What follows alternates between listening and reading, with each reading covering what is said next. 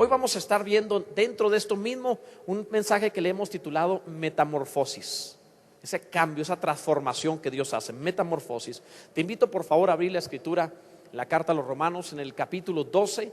Leeremos los versículos del 1 al 3 con entendimiento, con pasión y en voz alta. Dice la escritura, Romanos capítulo 12, bien fácil de entender. Mira dónde hemos llegado ya, mensaje a mensaje, ¿verdad? Estamos cerca de terminar, son 16 capítulos. Vamos a ver ahora en el capítulo 12, verso 1 dice: así que, hermanos, os ruego por las misericordias de Dios que presentéis vuestros cuerpos en sacrificio vivo, santo, agradable a Dios, que es vuestro culto racional. No os conforméis a este siglo, sino transformaos por medio de la renovación de vuestro entendimiento, para que comprobéis cuál sea la buena voluntad de Dios, agradable y perfecta. Digo pues, por la gracia que me es dada, a cada cual que está entre vosotros, que no tenga más alto concepto de sí que el que debe tener, sino que piense de sí con cordura, conforme a la medida de fe que Dios repartió a cada uno, dice la palabra del Señor. Sin duda que los seres humanos somos muy cambiantes.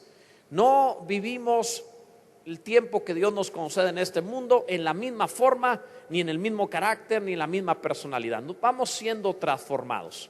Desde pequeños a la fecha hemos cambiado mucho. ¿Verdad que hemos cambiado? Ahí donde lo ven uno, hasta bonito fue de niño, pero la vida así es, ¿verdad? Entonces vamos cambiando.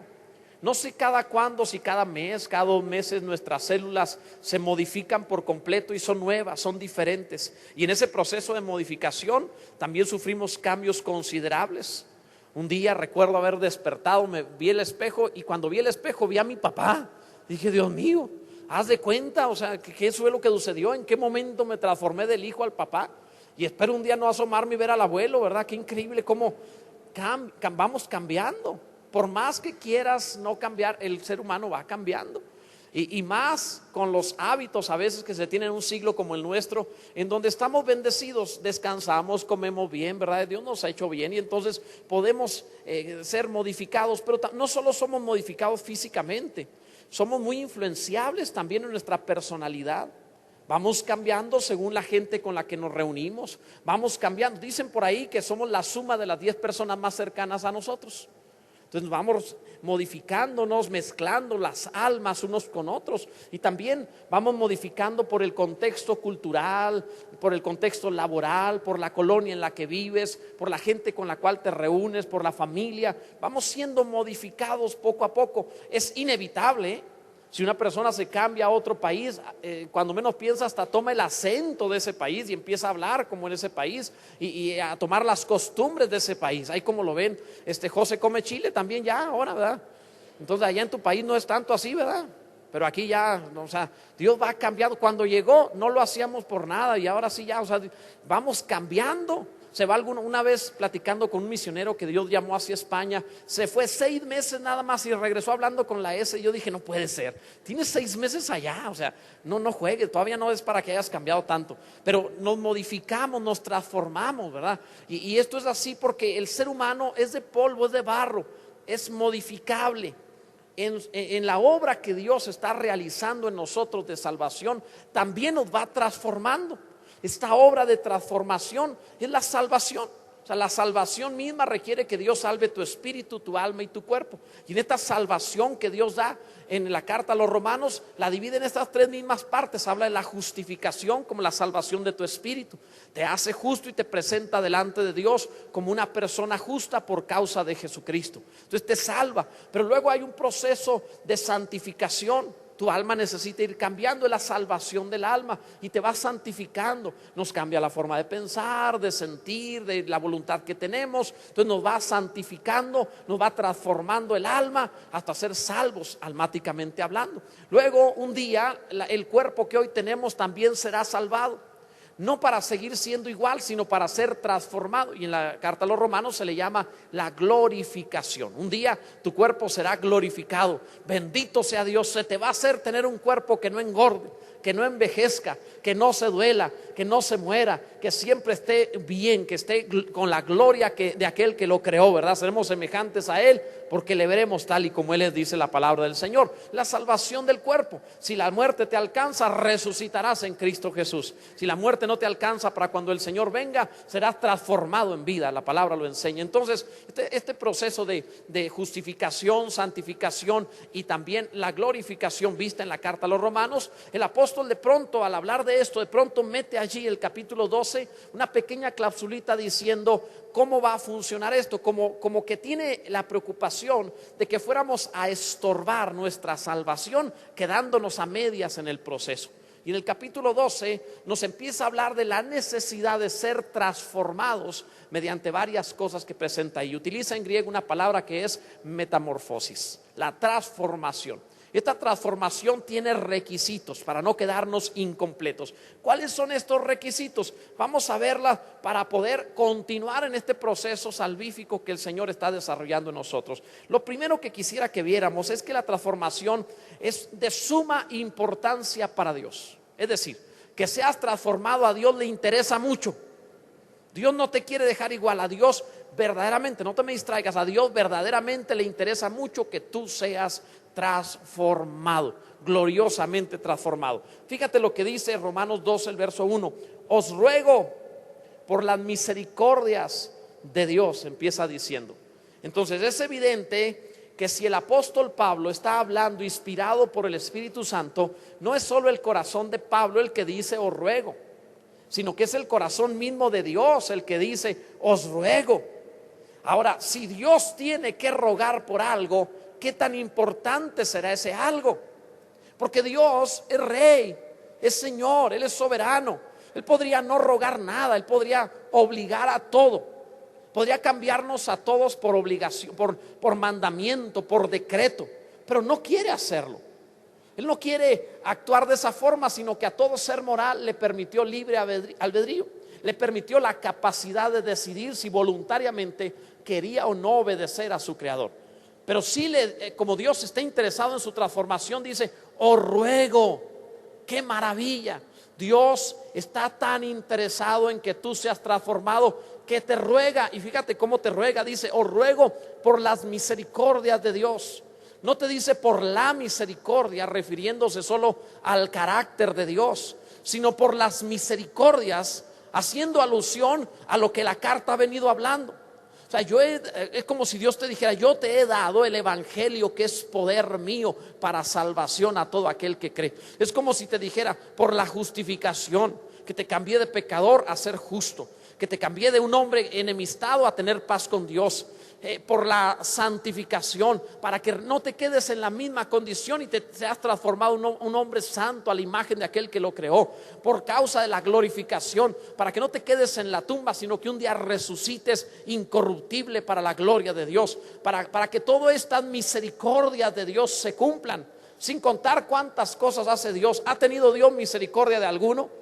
Alguno lo sanó, alguno lo bendijo, alguno lo sustentó, alguno ha estado por la gracia de Dios vivo hasta hoy. Ha sido la misericordia de Dios. Entonces Dios te dice, os ruego por las misericordias de Dios que presentéis vuestros cuerpos en sacrificio vivo. A Dios le interesa mucho que seas santificado, que seas transformado. Lo mínimo que tú debes decir es gracias Dios por todo lo que has hecho conmigo. Bendito sea Dios. Ahora, cuando yo veo esto pienso, ¿por qué Dios habría de rogar? Como te lo decía hace un momento. Me lo imagino como un buen padre que, pudiendo obligar a su hijo a tomarse la medicina, se lo ruega. Las mamás de antes no batallaban con los hijos, le tapaban la nariz y cuando abría la boca metían la cuchara, ¿verdad? No empezaban, que avioncito y que nada, que avioncito ni que nada. Tapaban la nariz. ¿A quién les taparon la nariz alguna vez? ¿Se acuerdan todavía, verdad? Casi se ahogan. Que no sabes que cuando abres la boca está respirando y se va a otro lado. Pero algunos hacían eso, ahí le va. No, que no se le fue al estómago, se le fue a los pulmones, no me importa, ya se lo metió en la boca, ya le di la medicina. Entonces, pero era una forma así como me lo voy a forzar. Dios se acerca contigo y te ruega. y te dice: ¿tienes idea lo interesado que estoy en tu bien?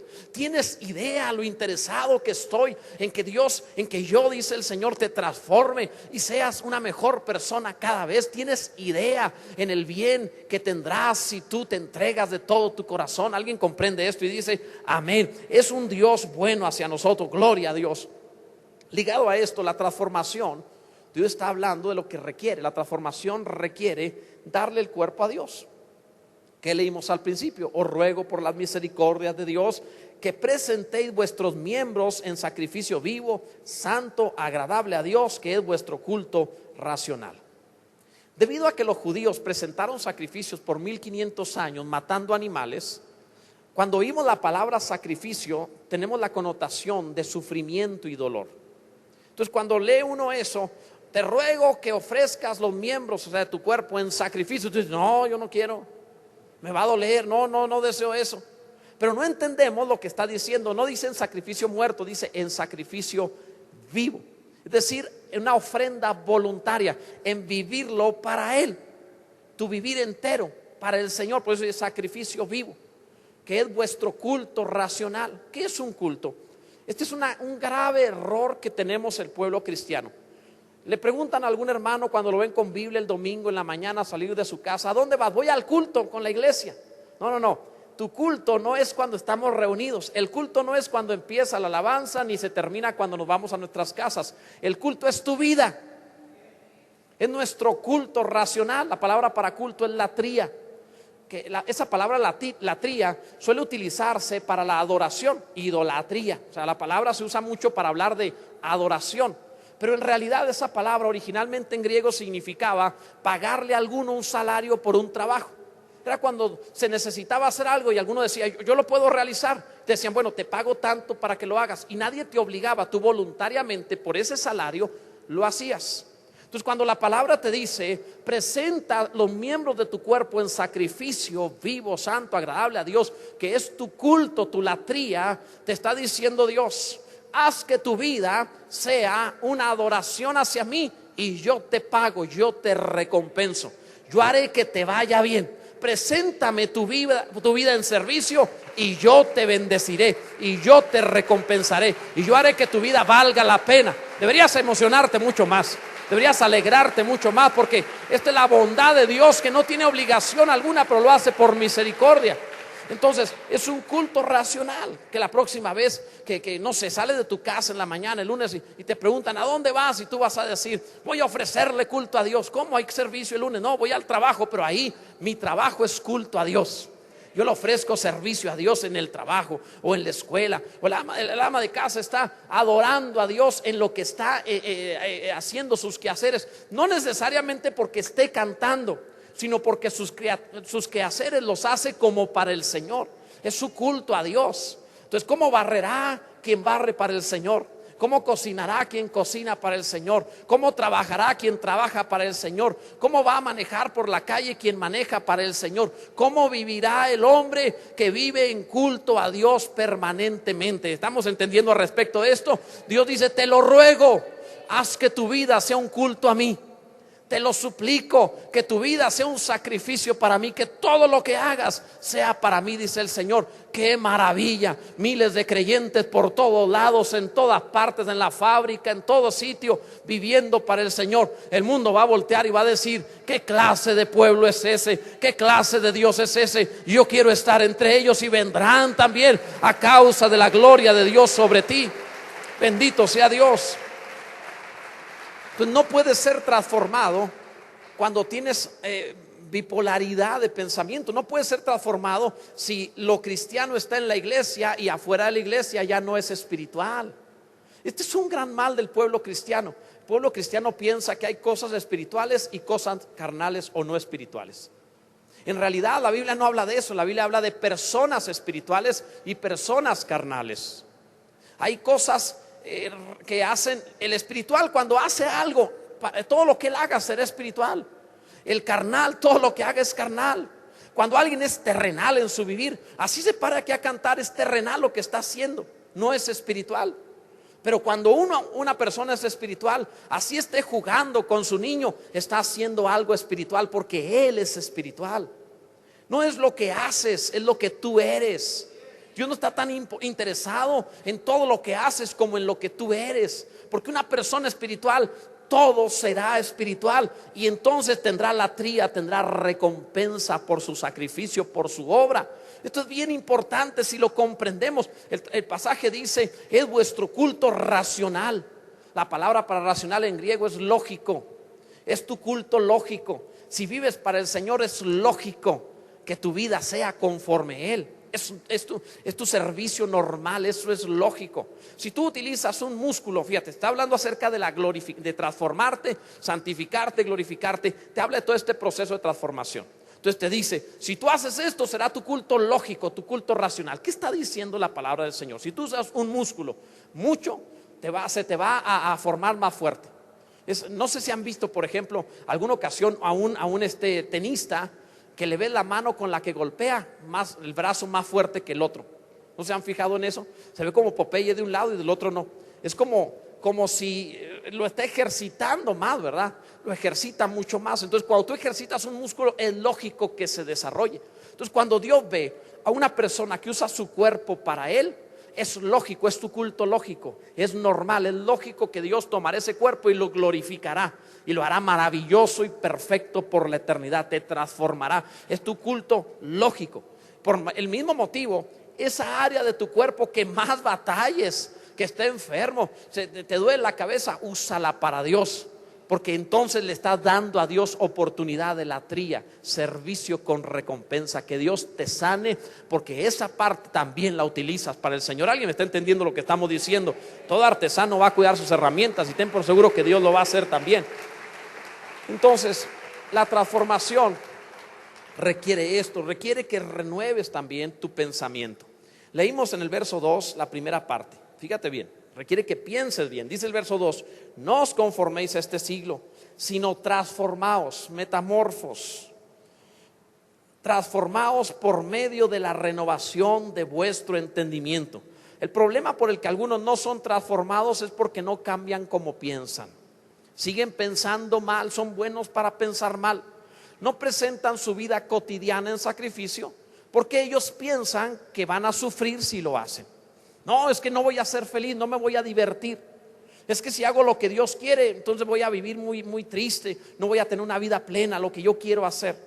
Es un pensamiento muy torpe, es un pensamiento muy limitado. Tiene que renovar su mente y pensar bien, porque Dios no es así. Este sacrificio no es para que sufras, al contrario, es para que tengas paz, para que tengas gozo. No importa en dónde estés ni lo que estés viviendo, estarás alegre, feliz y lleno de paz por causa de la presencia de Dios en tu vida. Entonces cambia tu manera de pensar. La palabra dice que no te conformes al mundo, no te conformes, dice, a este siglo.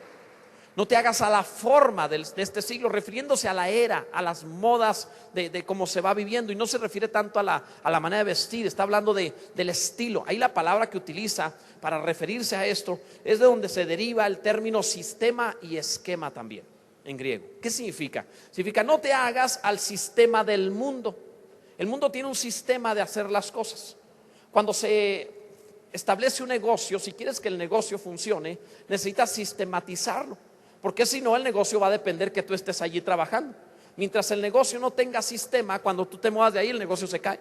Pero si tú lo sistematizas, aunque tú no estés, funcionará. Tiene un sistema. Tú puedes ver sucursales de McDonald's por todo el mundo.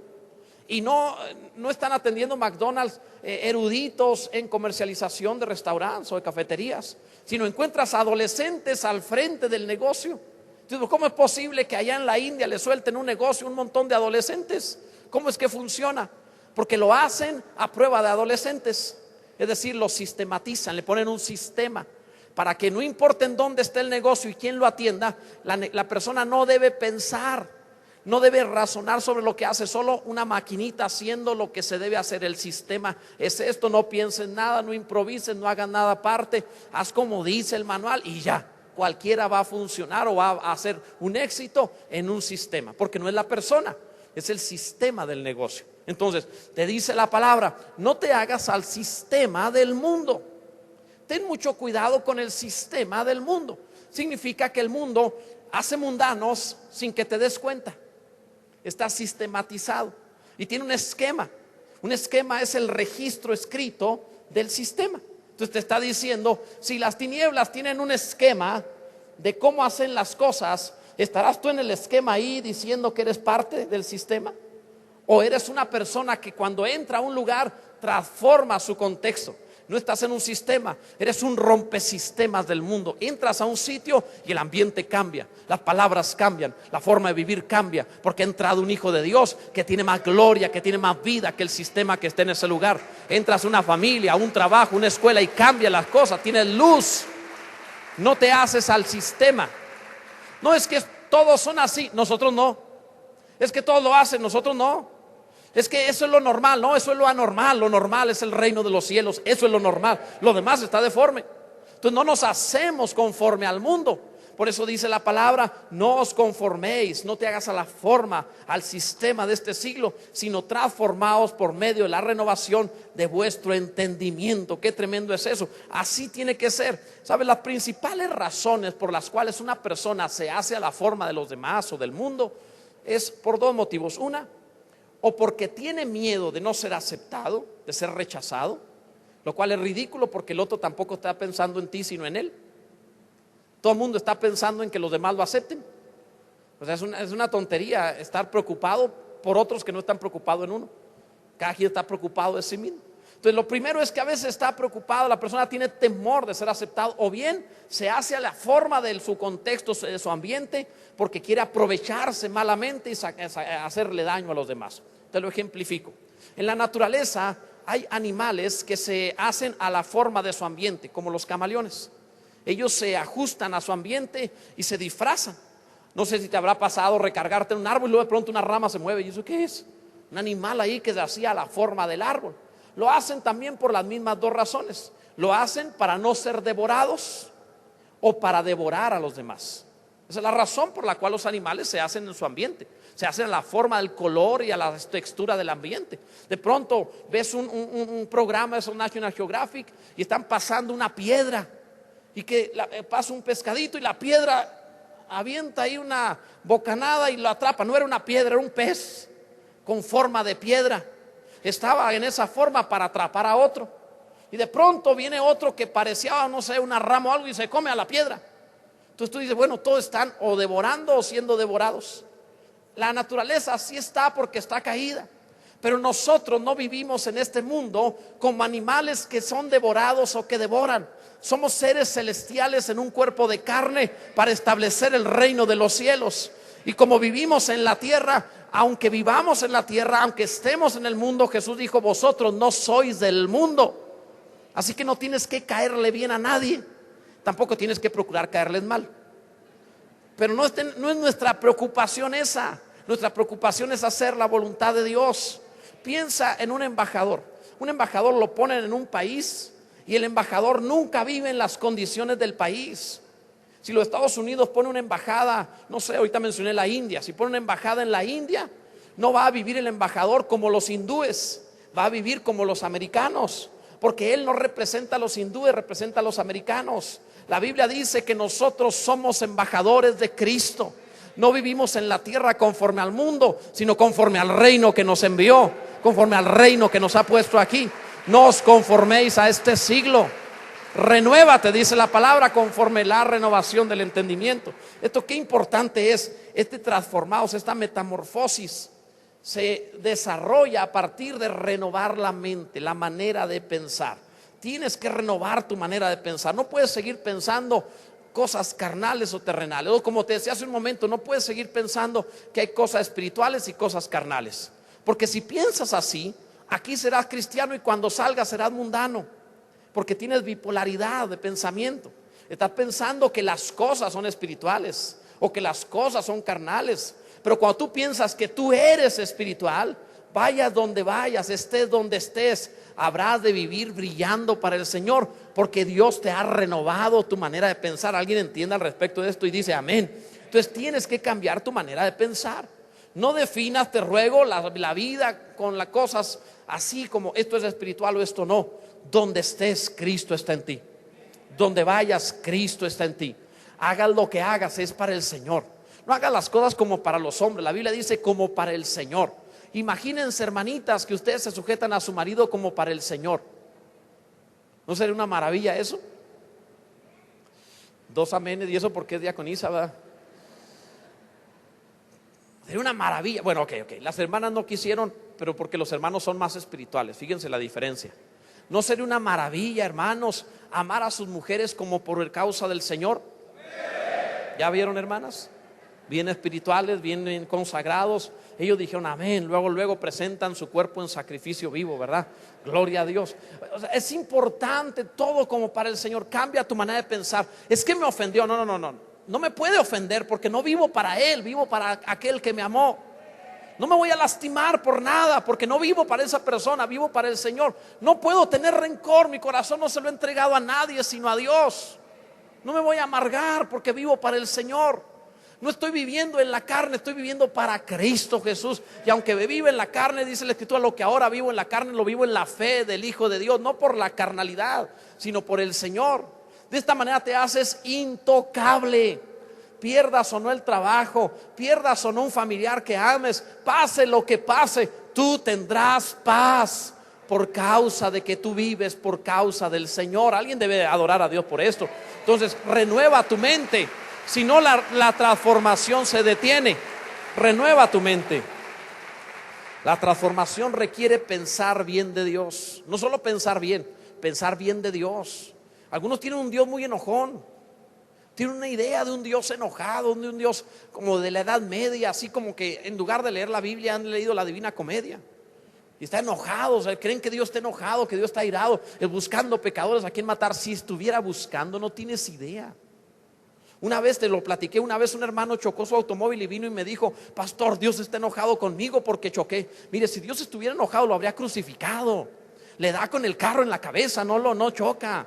O sea, Dios no está enojado. Un día se airó y su ira estuvo sobre Cristo en la cruz del Calvario. ¿Sabe lo que eso significa? Muerte. Y no solo muerte física, descendió a los infiernos. Si Dios estuviera enojado, estaríamos consumidos. Pero por medio de Cristo hay paz para con Dios. Bendito sea nuestro Señor. Así que no pienses de esa forma. Renueva tu mente. Fíjate lo que dice la Biblia. Dice la palabra del Señor. Fíjate bien, dice la Escritura. En el pasaje que leímos hace un momento: no os conforméis a este siglo, sino transformaos por medio de la renovación de vuestro entendimiento. ¿Qué debo pensar? Para que comprobéis, esto es lo que tienes que pensar, cuál sea la buena voluntad de Dios, agradable y perfecta. Debes renovar tu manera de pensar acerca de la voluntad de Dios. Dios no tiene mala voluntad. Dios tiene buena voluntad. Eso dice el pasaje. Renovar lo que piensas sobre. Si tú crees que Dios si te consagras, te va a hacer infeliz, te equivocas. Dios no es así. Un día predicando el evangelio, una persona en la calle me dijo: yo no quiero ser cristiano. Me dijo: ¿por qué? Teníamos un conocido en común y dijo: porque fulano de tal me habló lo que me está diciendo ahorita, pero él me dijo que si me consagro a Dios, el diablo me va a atacar y me va a perseguir. Yo no quiero problemas con el diablo. Imagínate ese evangelio. Eso no es evangelio, son malas nuevas, no son buenas nuevas. Decirle a una persona: conságrate para que te vaya mal, para que el diablo te ande atacando. Espera, tranquilo. Esas no son buenas noticias. Las buenas noticias es: tienes paz para con Dios por medio de Jesucristo. Dios te ama al punto de hacerte su hijo. Las buenas noticias, la palabra de Dios habla acerca de que su voluntad es buena. Eso dice la Escritura, su voluntad es buena. Tú no supongas que sacrificio significa sufrimiento. No necesariamente. Sacrificio es consagración, es dedicación. Presenta tus miembros en sacrificio vivo. No te vas a morir, es para darte a Dios, para vivir para Él. La voluntad de Dios, ¿qué dice el pasaje? Dice: es buena, es agradable y es perfecta. Lo primero que dice la voluntad de Dios es que es buena. Cuando Jesús nació, los ángeles dijeron: buena voluntad de Dios para con los hombres. Hay buena voluntad de Dios. Dios no es un Dios malo, no es un Dios enojado. Dios es un Dios bueno. Entonces no esperes el mal, espera el bien. El Salmo 23 dice que el bien y la misericordia de Dios te seguirán todos los días de tu vida. La palabra de Dios dice que el acercarte a Dios es el bien. Entonces no puedes pensar que el consagrarte te va a ir mal. Si no has visto cómo les vaya afuera. Yo veo que se meten en el lío, se portan mal y en los problemones que se meten. Pero cuando se consagran a Dios, hasta son honrados por los demás. Hasta la demás gente te dice, qué buena persona es esa. ¿Por qué razón? Porque la voluntad de Dios es buena. La voluntad, alguien debería entender lo que estamos diciendo, es buena voluntad. ¿Qué no sabes? Que si piensas que la voluntad de Dios es mala, estás pensando que Dios es malo. Es un insulto. No pienses que Dios es malo. Dios es bueno, su voluntad es buena. Esa es la forma como Él piensa. Cuando preparé este mensaje, traté de pensar, para poner como ejemplo, a una persona mala que me haya hecho daño en mi vida, y no la encontré. Pensé, me fui hacia atrás, así como le hacen algunos, ¿verdad? Que les gusta hacer memorias y cuanta cosa. Y pensé hacia atrás en mi vida todo lo que recuerdo. Y no pude recordar a alguien malo que me haya hecho daño. Encontré gente que alguna vez había hecho algo que podía interpretarse como malo, pero no era malo. En realidad lo medité, lo pensé y traté de sacar un ejemplo. Y no pude encontrarlo. Y entonces me di cuenta que no podía encontrarlo porque Dios ha sido bueno. Y todo lo que he vivido, al haber entendido que Dios es bueno, no pude atribuirle a nadie que fuera maligno para conmigo, porque el Dios de gloria está detrás de todo eso, haciéndome bien. ¿Cómo habría yo de decir es malo y me dañó, si Dios ha sido bueno y me ha bendecido aún a través de lo que alguien trató de hacer daño? Alguien debe comprender lo que estamos diciendo. El Señor ha sido bueno. Todo lo bueno lo hemos recibido de Él. Toda buena dádiva, todo don perfecto proviene de lo alto, del Padre de las luces, dice la Escritura. Si algo malo te ha pasado, si has tenido problemas alguna vez, cambia tu manera de pensar y no te enojes contra esa gente, porque eso puede estar provocado por la gracia de Dios también, para hacerte bien en todas las cosas. Todo ayuda bien a los que aman a Dios. El punto de esto es entenderlo. Si algo has sufrido en este mundo, ha sido por no renovar tu mente. Renuévala. Y piensa primero, la voluntad de Dios es buena, Dios es bueno. ¿Y qué quiere Dios? Dice, la voluntad de Dios es buena y es agradable. Cuando dedicas tu vida a Dios, Dios no te va a dar una vida desagradable. No te va a tratar mal, Dios te va a tratar bien. No es desagradable. Un día platicando con un joven, yo le decía, espérate, no andes de noviero, te vas a quemar, te va a hacer daño en tu vida, te van a romper el corazón, o le vas a romper el corazón a alguien. Y el joven me dijo, bueno, es que no quiero luego, si me espero, ¿qué tal si la que Dios me dé no me gusta? Fíjate el pensamiento. Piensa que Dios tiene malos gustos. Piensa que le va a dar la chimuela, la fea, la coja, la visca, ¿verdad? Piensa que le va a dar la peor de todas. Casi. Esta es así, bueno, pues ni modo, me caso con ella. Oye, no es como Labán. ¿Recuerdan ustedes a Labán? Aquel que le dio a Jacob su hija, que dice la Escritura. Fíjate, dice de Rebeca, que era de Raquel, que era de hermoso aspecto. Pero respecto de Lea, la otra hermana, dice, tenía ojos delicados. No era de hermoso aspecto, tenía ojos delicados. El original dice estrabismo. La palabra para estrabismo, o sea, estaba toda cubierta, no se le veía nada, y lo único que se le ve son los ojos, y los tiene. O sea, no se vale. Está grave eso, ¿no crees? Imagínate. Tenía tan bonito el ojo izquierdo que el derecho no dejaba de verlo. Entonces es grave eso. No se le ve nada, nomás los ojos y luego torcidos, pues no. Hay gente que se veía lo demás menos los ojos, ¿verdad? En el caso de Lea.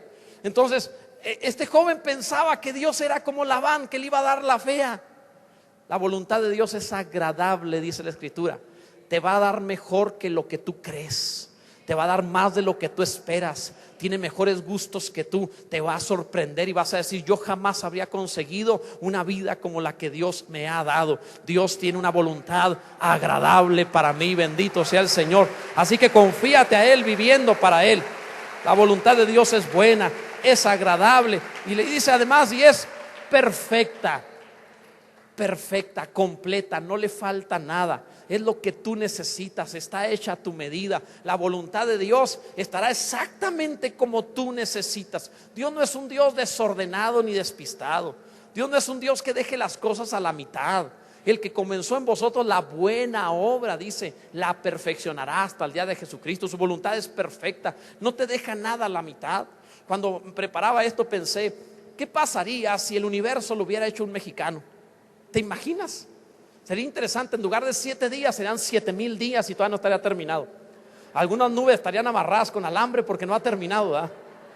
Si el universo lo hubiera hecho un mexicano, te aseguro que algunos volcanes estarían tapados por medio de tape. O sea, cosas así haríamos, ¿sí o no? Serían los pájaros no estarían trinando, cantarían mariachi. El agua sabría tequila. Y sería, yo creo que todos los sabores tendrían chile. No importa lo que comieras, una manzana con chile, te comes carne con chile, ¿verdad? Las vacas vendrían enchiladas ya. O sea, adobadas de entrada, o sea, ya, nomás la cortas y está adobada. O sea, si el universo lo hubiera hecho un mexicano, yo creo que, no sé, el 10 de mayo sería más importante que Navidad. O sea, el mexicano tiene cada idea y no estaría completo, todo estaría a la mitad. El sol saldría a veces y otras se retrasaría. Oye, ¿por qué no va a salir el sol? No, pues lo hizo un mexicano. ¿Cuándo va a salir? Dentro de unas 10 horas, yo creo. Así bien nos va a salir, ¿verdad? ¿Quién sabe? Y un día saldría de una forma y otro día de otra. A lo mejor si no fuera Dios el creador, sino un mexicano, el universo, el cielo, en lugar de ser azul, sería color rosa fuchsia mexicano, ¿verdad? Así todo el cielo así encandilando. Y además, lo más probable es que el mundo no sería del tamaño que es. Sería pequeñito, con 3 recámaras y 10,000 personas viviendo en la misma casa. Así sería, o sea, si lo hubiera hecho un mexicano, así sería el mundo. Pero tu Dios es perfecto y su voluntad contigo es perfecta. La voluntad de Dios tiene tu medida, te va a hacer las cosas como ni tú hubieras soñado. Tiene ideas que ni siquiera a ti se te han ocurrido para hacerte bien. Te va a sorprender de tal manera. Lo único que te pide es: entrégale tu vida en sacrificio, vive como para Él y Él se encarga de que tengas lo que ni tú soñaste. Dios es bueno, bendito sea su nombre para siempre. Su voluntad es buena, agradable y perfecta. Cambia tu manera de pensar. La transformación no se queda allí. Aparte de cambiar tu manera de pensar, también dice el pasaje, debes presentar tu cuerpo, debes cambiar tu manera de pensar. Y aparte de esto, tienes que estar unido a la iglesia. Esto es algo que Dios puso como requisito a ser transformado. Fíjate que sigue diciendo la escritura. Dice el verso 3: digo pues, por la gracia que me es dada, a cada cual que esté entre vosotros, que no tenga más alto concepto de sí que el que debe de tener, que no se crea tanto, sino que piense de sí con cordura, que no ande de loco, conforme a la medida de fe que Dios repartió a cada uno. ¿En qué consiste esto? Dice: porque de la manera que en un cuerpo tenemos muchos miembros, pero no todos los miembros tienen la misma función. Y entonces sigue hablando acerca del cuerpo de Cristo y nuestra función como miembros de este cuerpo. Entonces, ¿qué te está diciendo la palabra? Para ser transformado es fundamental estar injertado al cuerpo, ser un miembro del cuerpo. Alguno se vuelve loco, no piensa con cordura y piensa más de sí. En el contexto de lo que Pablo está diciendo, pensar más de uno mismo es esto: yo no necesito a la iglesia, Dios y yo nada más, yo no necesito a nadie más. Dice la palabra: piense de sí con cordura, como un miembro en la función que tiene dentro del cuerpo. No piense como un loco, piense con cordura, no esté pensando que es más y que no necesita a los demás. Sí, hermanos, nos necesitamos unos a otros, requerimos unos de otros, no podemos sin estar juntos. No seremos transformados si nos independizamos del cuerpo. Necesitamos unirnos a los demás y no se pongan serios. Esto es importante. Dice la palabra: conforme a la fe que Dios le dio a cada uno, la medida de fe que Dios le dio. ¿Qué significa? Que si tú crees que no necesitas la iglesia, no tienes fe de Dios. La fe de Dios es entender la función que ocupas dentro del cuerpo, que es la iglesia. Esa es la fe que Dios te da. La medida de fe que Dios te ha dado es: la iglesia necesita de mí que yo haga tal cosa, y yo necesito de la iglesia tal cosa. Ser entendido de esto. Alguien debe comprender lo que estamos diciendo y decirle a Dios: amén. Te lo voy a ilustrar. En mi vida, mi cuerpo fue muy pequeño toda la vida. Hoy mido unos 70, unos 71, pero la verdad es que, peleó el centímetro, pues un centímetro es un centímetro. Pero cuando era pequeño, cuando tenía otra edad, era muy pequeño de verdad. O sea, era una cosa así. No, hombre, si me hubieran visto, me meten a la película de los anillos. O sea, en serio, era una cosa insignificante. Un verdadero enano. Y yo pensé que no iba a crecer. Por ahí de los 22, 23 años me di un estironcito como de 20 centímetros y Dios me compuso, bendito sea Dios. La verdad fue la pura gracia de Dios. Dije: Dios, gracias. Pero estaba muy pequeño, era muy chiquito. Es más, me paraba a un lado de la pastora, así ella sin sus zapatos que le ponen las mujeres, y yo tenía que hacerla así para estar a su medida. Estaba muy pequeño, de verdad. Y entonces, escucha esto, no crecía. Imagina tú que un miembro de mi cuerpo dijera: no, yo no quiero estar en esa porquería de cuerpo, yo me salgo de ahí. No, yo no quiero, yo quiero crecer en otro cuerpo grandote, que sea enorme, que sea así. Imagínate que un miembro hubiera dicho: yo me voy a independizar y salir del cuerpo porque no lo necesito, no necesito ese cuerpo. Sería una locura. Otro miembro le diría: ¿estás loco? Te sales del cuerpo y la opción que queda es morirse. No puedes salirte del cuerpo. Eres alimentado por el cuerpo, eres vivo por el cuerpo. Pablo dice: piensen de sí con cordura, no sean locos. No piensen más de ustedes mismos como si no necesitaran la iglesia. Piensen con cordura en la medida de fe que Dios te dio. ¿Qué función tienes dentro de la iglesia? ¿Entendemos? La función que tienes dentro de la iglesia es la medida de fe que Dios te dio. Y allí en la iglesia, unido a tus hermanos, serás transformado conforme el propósito de Dios. Ahí está el metamorfosis que Dios hará. Ahí Dios te cambiará. Alguno necesita cambiar en un área, otro hermano tiene esa gracia. Alguno necesita el poder de Dios en algo, otro hermano lo hará. Necesita la oración de alguien y ese alguien necesita que tú ores por esa persona. Bendito sea Dios. Si alguno está entendiendo esto, diga amén. Qué importante. Necesitamos estar metidos al cuerpo. Y no solo metidos, tiene que ser un asunto de unidad y de vida orgánica.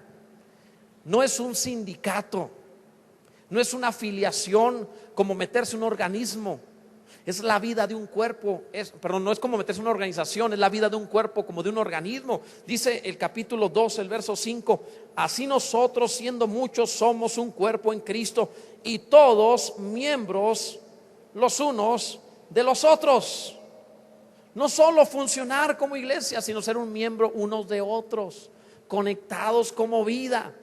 Fíjate que la palabra no dice estamos en la iglesia, dice somos un cuerpo. No solo estamos, somos.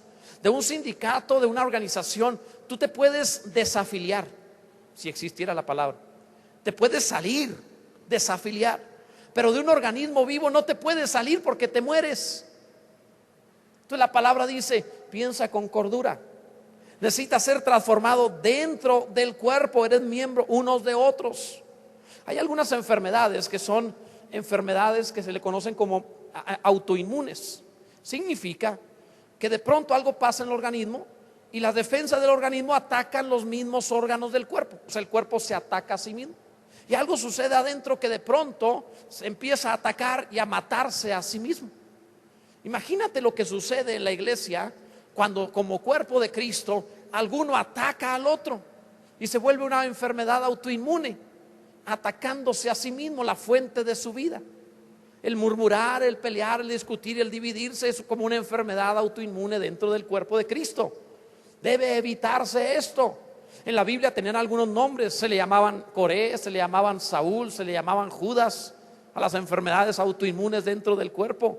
Pero aquí no hay ni Coré, ni Saúl, ni Judas. Aquí hay hijos de Dios que son miembros los unos de los otros por causa de Jesucristo. Y alguno va a decir amén: Señor, permítenos ser uno orgánicamente como un asunto de vida. Yo creo que deberías emocionarte y decir: yo lo voy a hacer, gloria a Dios.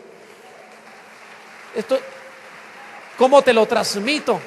Dios dice: os ruego por las misericordias de Dios, dice el Señor. ¿Cómo te lo transmito? ¿Cómo te lo ruego también, uniéndome a Pablo y al Espíritu Santo, para que presentes tu vida en sacrificio, para que todo lo que vivas sea por causa del Señor? Quisiera convencerte de verdad, meterme a tu mente y que lo entendieras. El proceso de ser justificados, santificados y glorificados requiere que entregues tu cuerpo en sacrificio, que cambies tu manera de pensar hacia la buena voluntad de Dios, y por supuesto que te unas al cuerpo que es la iglesia en amor y unidad unos para con otros. Es fundamental.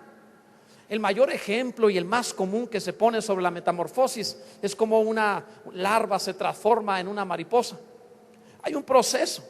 La larva, que la vemos pensando que es un gusano, no es un gusano, es una larva con sus 6 pares de patas, pero es una larva, parece gusano, no es. Esa larva, nunca un gusano se transforma en otra cosa, pero una larva sí. Entonces una larva se hace una crisálida en un capullo y ahí se transforma adentro, y cuando sale una mariposa. Hay un proceso. Si vemos a la larva, es algo asqueroso, es algo horrible. Pareciera un mal diseño. Cuando la vida de los seres humanos se encuentra como una larva, cuando te arrastras por la vida, cuando tienes que enfrentar los problemas, cuando parece que todo es mucho más grande y difícil de solucionar, cuando todo va de mal en peor y pareciera una vida sin propósito, como estar solo en una rama comiendo alguna planta por ahí, alguna hoja, cuando nuestra vida es como una larva y pensamos que todo será de mal en peor. Algunas veces perdemos de vista que no fuimos diseñados para ser una larva. Nuestro cuerpo puede a veces vivir así, en enfermedad, en dolor, en necesidad, como una larva. Estamos metidos en carne, y no me refiero a que parezcamos, ¿verdad? Es otra cosa, pero metidos en carne. Pero en ese proceso de transformación, Dios te va llevando de la justificación a la santificación, y te mete en la crisálida y te empieza en un capullo a trabajar, y tú dices: estoy peor que antes. Siquiera antes me arrastraba por la rama, ahora estoy atado, estoy metido en un capullo, no tengo libertad. Quieren que me meta a la iglesia y me subordine a los límites de los demás. Ahora no puedo hacer lo que quiero. Ahora tengo que estar entre los demás, buscando el beneficio de los demás. Estoy atado, no tengo libertad. ¿Crees que vas de mal en peor? Pon atención a esto. El ser que realmente eres es celestial, y tarde o temprano ese capullo tiene que abrirse. Y si presentas tu cuerpo en sacrificio, la metamorfosis se concluye para que un día puedas volar, porque eres celestial, eres glorioso, eres hijo de Dios. No fuiste hecho para la tierra, estás en el proceso de la transformación para los cielos. Bendito sea Dios, bendito sea Dios. Gracias a Dios por la obra que está haciendo en Cristo. Yo creo que es poco lo que estás adorando, puedes adorar mucho mejor, puedes darle gloria a Dios con todo el corazón. Bendito sea el Señor. 3 cosas necesarias: presenta tu cuerpo en sacrificio vivo, transforma tu manera de pensar. Todo lo que vivas, vive para el Señor. Donde vayas, no digas: cámbiame el trabajo, cambia mi familia. No digas: cámbiame esto. Di: yo esto lo vivo para el Señor. Lo que sea, lo vivo para Cristo. Y luego cambia tu manera de pensar. Dios es bueno, Dios quiere el bien para mí. Esperaré que me vaya bien. Voy a estar buscando siempre ser bendecido en donde esté, porque Dios quiere lo bueno para mí. En tercer lugar, además de esto, injértate con tus hermanos, sé parte de una célula, júntate con otros. No serás transformado a menos que seas parte del cuerpo. No pienses más de ti que lo que debes de pensar, dice la palabra. Injértate en la función del cuerpo. ¿Qué sabes hacer? Alguna sabe cocinar. Habemos muchos dragones que le podemos ayudar a su función sin problema. Alguien va a decir: yo no sé más que hacer comida. Algunos le ayudamos, ¿verdad? Decimos: hermanita, es su función dentro del cuerpo, ¿verdad? Nosotros nos encargamos que su función siempre esté activa, ¿verdad? Bendito sea Dios. Pero imagina si cada uno pone el don que ha recibido al servicio de los demás, como dice la palabra. Cuando alguna hermanita soltera que está batallando para poder arreglar, no sé, la tubería de su casa, otro por ahí dice: yo sé hacer eso, va y le arregla y la bendice. Qué maravilla cuando el cuerpo se bendice mutuamente, sin sacarse provecho unos de otros, sino diciendo: lo que yo pueda hacer por causa del Señor, te bendeciré, iglesia. Cóbrenle allá afuera al mundo y háganlo con justicia, pero a la iglesia bendíganse unos a otros en todo lo que puedan, hasta donde puedan. Ayúdense en todo lo posible. Allá afuera las riquezas de ellos vendrán ustedes, pero ustedes háganse bien unos a otros. Dejen de pelear o de tratar de sacarse provecho o de irse a pleito uno contra otro. Necesitamos ser un solo cuerpo, y esta mano no está peleada con esta, sabe que es parte del mismo cuerpo y se va a cuidar, se va a guardar. A veces en la iglesia alguno es difícil. La escritura dice en ese mismo contexto: hay hermanos o miembros del cuerpo que dice en esta misma analogía, los miembros que son más débiles y los más vergonzosos son los que mejor cuidamos. ¿No hacemos eso en el cuerpo? Entonces, los hermanitos más difíciles en la iglesia, ámenlos y cuídenlos. Al que quieras correr, ámalo más. Al que ores para que Dios lo lleve ya en gloria, bendícelo rápido. O sea, cuando a veces no aguantas a alguien, di: yo sé que esta persona está aquí porque Dios me está enseñando a amar. ¿Sabes cómo enseña Dios a amar, verdad? Por medio de enemigos.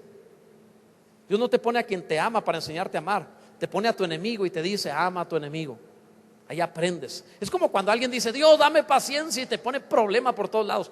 No le pidas paciencia. Mejor di: Dios, gracias porque ya me pusiste el Espíritu Santo, mediante el cual tengo el fruto de amor, gozo, paz, paciencia, benignidad, bondad, fe, mansedumbre, templanza. Estoy completo en Cristo. Y entonces es más fácil. Pero el hermanito en el cuerpo, el miembro que parece más deshonroso, el miembro que parece más débil, dice la Escritura, son los que más cuidamos. Cuídense unos a otros. Al que recae, al que requiere ayuda, protégelo. No, ese no es cristiano, está en forma de larva, nomás no se lo digas. No diga: hermano, vengo a ayudarte porque te arrastras muy feo. No, ayúdalo, pero no lo humilles. Pero está en el proceso. Mañana va a volar el día glorioso que estemos en su presencia. Veremos hermanos que ni soñábamos, y los veremos a ellos glorificados, brillando, maravillosos, transformados, y diremos: bendito sea el Dios de gloria que lo transformó, bendito sea Dios que lo tocó, bendito sea Dios que aún a él lo cambió en alguien, hijo de Dios. Bendito sea su nombre. Gloria a Dios. No detengas el proceso de la transformación. La metamorfosis requiere estos 3 pasos fundamentales.